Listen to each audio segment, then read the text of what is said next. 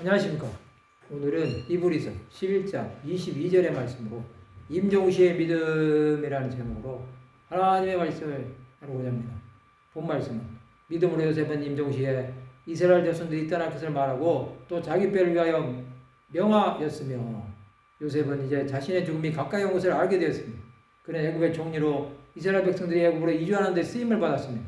그의 일생을 하나님께서 함께 하셨습니다. 17세에 애굽의 노예로 팔려와서 평생을 애굽에서 살면서 고향인 가나안 땅을 그리워했을 것입니다. 또 어머니의 죽음으로 하늘의 소망을 가지고 살았을 것입니다. 그는 형제들을 용서하고 그들의 자손까지도 돌본 것입니다. 그는 임종시의 믿음을 가지고 있었습니다. 또 이 땅에 미래를 두지 않았습니다. 요셉이 바라보았던 것은 하나님 나라였습니다. 그는 위의 것을 찾는 믿음이 있었습니다. 그가 이렇게 할 수 있었던 것은 하나님을 바라보기에 가능했던 것입니다. 요셉은 그의 죽음 후에 이스라엘 백성들이 출애굽할 것을 예언한 것입니다. 그는 자신의 장래를 애굽이 아닌 이스라엘 땅에서 하기를 원했습니다. 그의 뜻대로 그는 이스라엘 땅에 묻히게 되었습니다. 요셉은 나그네의 삶을 살았지만 천국의 소망을 품은 것입니다. 그는 이방 땅에서도 하나님을 경외하는 믿음을 잃지 않았습니다. 또 자기 백성들을 돌봄으로 목자의 마음을 품은 것입니다.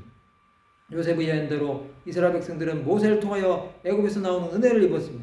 그들은 요셉의 뼈를 메우고 나온 것입니다. 요셉은 믿음으로 선포한 것입니다.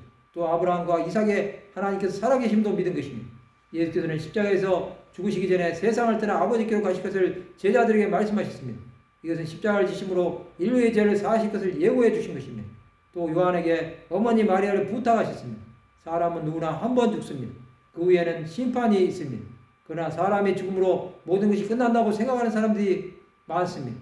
그들은 하나님의 살아계심을 부인하는 사람들입니다. 그러나 하나님은 지금도 살아계십니다. 요셉은 그가 죽은 후에 하나님 앞에 선다는 믿음이 있었습니다. 지금도 수많은 사람들이 예수를 믿음으로 구원에 이릅니다. 그들은 생명으로 나가는 것입니다. 이런 믿음이 믿는 사람들에게 반드시 있어야 하는 것입니다. 우리는 언제 세상을 떠나 하나님 앞에 가게 될지를 알 수 없습니다. 그날이 언제 오더라도 우리는 죽음을 준비하는 믿음을 가지고 있어야 합니다. 그런 사람은 세상의 모든 것이 끝난다고 해도 두려워하지 않습니다. 또 세상에 남은 사람들 위해 기도하는 시간을 가지게 될 것입니다. 우리는 매 시간이 하나님 앞에서의 삶이 되도록 기도해야 합니다.